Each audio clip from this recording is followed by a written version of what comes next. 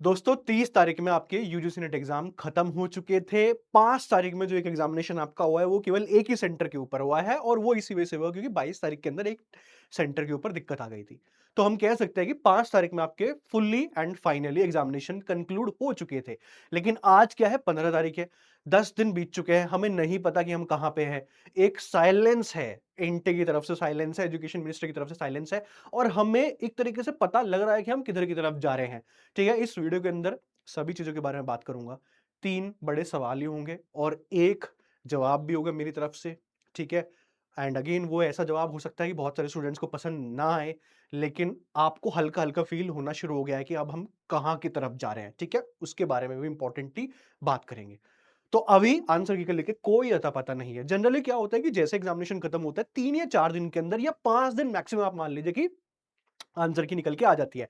लेकिन अभी कोई एनटीए की तरफ से अपडेट नहीं है। एक चीज़ और होती है, जैसे एग्ज़ामिनेशन खत्म होता है 2 दिन में या 3 दिन में एक नोटिफ़िकेशन एनटीए की तरफ से आता है जो कहता है कि हमने फाइनली सबका एग्ज़ामिनेशन सक्सेसफुली कंडक्ट करा दिया। लेकिन इस बार कोई नोटिफ़िकेशन नहीं आया है। ठीक है? हर बार वो नोटिफ़िकेशन रिलीज़ करता है कि हमने फाइनली एग्ज़ामिनेशन कंडक्ट करा दिया।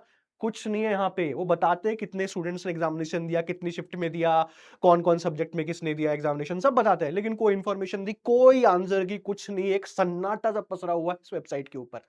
अब 3 सवाल हैं मेरे, ठीक है? और उनका एक तरीके से आंसर भी जानने की कोशिश करेंगे और एक बैकग्राउंड भी समझने की कोशिश करेंगे और बैकग्राउंड किस चीज़ की है कि भाई इस टाइम पीरियड पे हो रहा है बहुत बड़ा प्रोटेस्ट अगेंस्ट एजुकेशन मिनिस्ट्री। उसके हिसाब से समझने की कोशिश करेंगे पेपर लीक को, आंसर कीज़ को और एनटीए साइलेंट क्यों है। सबसे पहले पेपर लीक की अफ़वाह क्या सही है? क्या ये सच है? क्या सोशियोलॉजी के अंदर पेपर लीक हुआ है?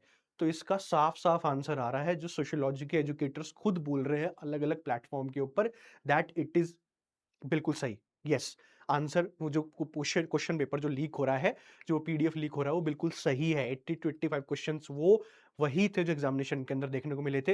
वो पीडीएफ लीक कैसे हो गया? एग्ज़ामिनेशन से पहले कैसे लीक हो गया? इनफैक्ट वो एग्ज़ामिनेशन के बाद भी कैसे लीक हो गया? ये बताइए क्योंकि हमें हमारी तो आंसर की नहीं आई। ठीक है? तो जैसे भी उसको देखो, उसका लीक होना ही एक सवाल खड़ा कर देता है कि भाई देखिए, यस, सोशियोलॉजी का पेपर लीक हुआ है। दूसरा, आंसर कीज़ किधर है? कुछ नहीं पता चल पा रहा अभी। 10 दिन हो चुके हैं, हमें नहीं पता कि आंसर कीज़ कब आएँगी। दोनों चीज़ को रिलेट करके देखिएगा और तीसरी चीज़, जो तीसरा सवाल है हमारा, एनटीए साइलेंट क्यों है? अब ये तीनों चीज़ कनेक्टेड है इसके साथ, ठीक है? अभी चल रहा है बहुत बड़ा प्रोटेस्ट सोनम वांगचुक का against NTA against not against NTA but education ministry जो एनटीए एजुकेशन मिनिस्ट्री के अंदर ही आता है।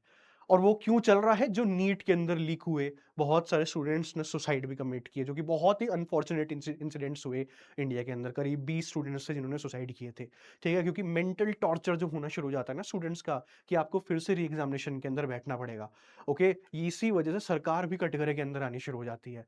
सेम चीज़ होनी शुरू हो गई है यूजीसी नेट एग्जामिनेशन के अंदर भी, ठीक है? अगर एनटीए एक्सेप्ट कर ले कि भाई पेपर लीक हुआ, तो मतलब पेपर दोबारा से कराना पड़ेगा।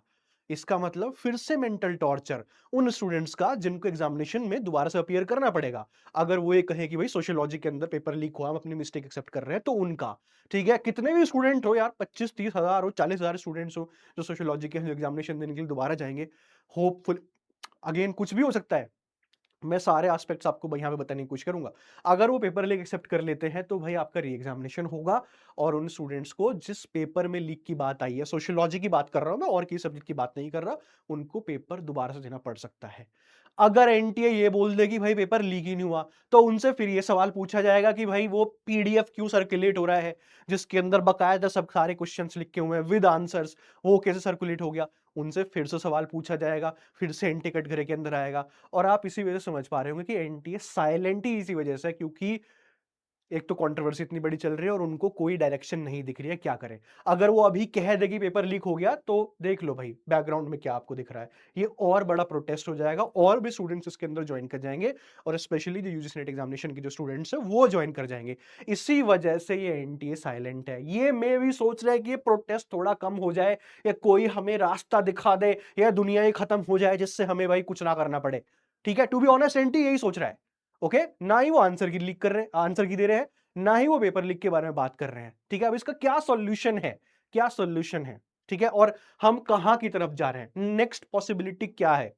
सोशल मीडिया पे भी हमने कैंपेन शुरू किया था, ठीक है? भाई जो एनटीए के जो डीजी है ना, अभिषेक सर डीजी हैं, उनको टैग करते हुए कि 5 तारीख में एग्ज़ामिनेशन ओवर हो चुके हैं, प्लीज़ आंसर की को रिलीज़ कीजिए। लास्ट टाइम भी हमने हिस्ट्री एग्ज़ामिनेशन के अंदर ये कैंपेन किया था, जिससे हमने रिज़ल्ट निकलवाया था, क्योंकि तभी जो एनटीए डीजी थे, उन्होंने जॉइन किया था और वो रिप्लाई करते थे। लास्ट टाइम हमने किया था। इस टाइम लेट्स होप कि भाई फिर से कुछ रिप्लाई हमें देखने को मिले। हमने लास्ट कल भी कैंपेन किया, आज भी कैंपेन किया। अब एक पॉसिबिलिटी देखिए, चांसेस ये हैं क्योंकि 10 दिन हो चुके हैं और इंटरनल न्यूज़ भी आनी शुरू हो गई है कि इस चीज़ के ऊपर डिस्कशन हो रहा है कि भाई पेपर लीक है, और चांसेस ये हैं कि जो कि अगेन बहुत ही हार्श ट्रुथ है, और आप स्टूडेंट्स को भी फ़ील होना शुरू हो गया होगा कि चांसेस हैं कि भाई आपका एक सोशियोलॉजी के अंदर पेपर री-एग्ज़ामिनेशन होगा, ठीक है? अगर नहीं हुआ अगर नहीं हुआ तो भाई फिर एनटीए कटघरे के अंदर डाला जाएगा। आप समझने की कोशिश करोगे एनटीए कहाँ फँसा हुआ है? शुतुरमुर्ग ज़मीन के अंदर सर दे के बैठे हुए हैं कि ये सोच रहे हैं कि भाई हम तो मुसीबत के अंदर हैं ही नहीं, ठीक है? लेकिन वो मुसीबत आ रही है, आ रही है, आ रही है, आ रही है, ठीक है? मुझे जो पॉसिबिलिटी लग रही है, एंड अगेन भाई ये रियलिटी में तब्दील होने वाला है कि सोशियोलॉजी के जो स्टूडेंट्स हैं उनका री-एग्ज़ामिनेशन के चांसेस बढ़ते जा रहा है। जितना डिले होता जा रहा है ना, कि ये न्यूज़ निकल के आएगी कि भाई एक जगह पेपर लीक हुआ है और हम एक जगह एग्ज़ामिनेशन कंडक्ट करा दे रहे हैं, ठीक है?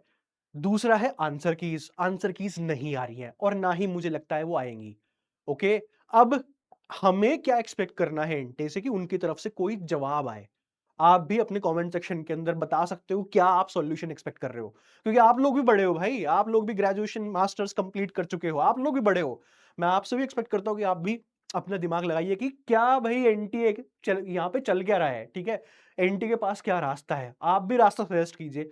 ऑल्सो हम भी एक कैंपेन शुरू कर रहे हैं, ठीक है? हम भी एक कैंपेन शुरू कर रहे हैं जिसके अंदर हम रिप्रेजेंटेशन भी फाइल करेंगे, और अगेन भाई अगर ज़्यादा लंबा समय हो गया तो हम लीगली भी शुरू करेंगे। लेकिन उसके लिए आपको क्या करना पड़ेगा, क्योंकि हम अकेले खुद नहीं कर सकते हैं, लेकिन आप स्टूडेंट्स को हमारे साथ आगे आना पड़ेगा। तो हमने गूगल फॉर्म डाला है, ये गूगल फॉर्म है, इस तरीके से डिस्क्रिप्शन बॉक्स में लगा हुआ है, कमेंट सेक्शन के अंदर लगा हुआ है। इस गूगल फॉर्म में अपना नाम लिखिए, रोल नंबर डालिए, सब्जेक्ट डालिए और अपना ओपिनियन जो एग्जामिनेशन को लेके था। लास्ट टाइम भी हमने स्टूडेंट्स के बिहाफ पे केस लड़ा था और वो केस हम दिल्ली हाई कोर्ट के अंदर जीते थे, ठीक है? बहुत सारे हिस्ट्री के स्टूडेंट्स थे, वो एग्जामिनेशन क्वालिफाई किए थे और बहुत प्यार भी मिला था उन स्टूडेंट्स का बाद में आके। लेकिन सेम चीज़ इस बार भी एग्जामिनेशन के अंदर होनी शुरू हो गई है। तो येस, प्लीज़ आप सभी लोग इस गूगल फॉर्म को फिल कीजिए, क्योंकि हम आपको ही रिप्रेज़ेंट कर सकते हैं, हम खुद नहीं जा सकते।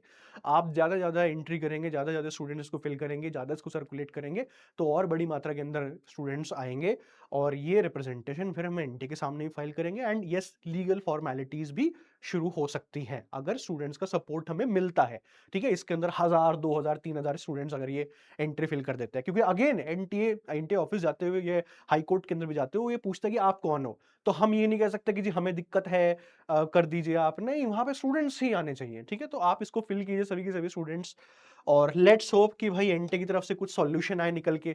दूसरी चीज़ जो आप कर सकते हैं भाई, एक सोशल मीडिया कैंपेन करो, क्योंकि ये जो साइलेंस है एनटीए को ब्रेक करना पड़ेगा। अब वो चाहे कैसे भी ब्रेक करे, आंसर की को देके ब्रेक करे, ये री एग्ज़ाम करा के करे, ठीक है? उनको ये ब्रेक करना ही पड़ेगा और कोई सॉल्यूशन नहीं है। और अगर मैं री एग्ज़ामिनेशन की बात भी कर रहा हूँ, ये केवल एक ही सब्जेक्ट की यहाँ पे बात हो रही है, बाकी के बारे में नहीं बात हो रही है, ठीक है? कि क्या हो सकता है, कौन से में हो सकता है, पॉसिबिलिटी, जो कि अगेन सच की तरफ जाता हुआ मुझे दिखाई दे रहा है। ठीक है? बताइएगा कमेंट सेक्शन के अंदर कमेंट करके। Okay? Thank you very much.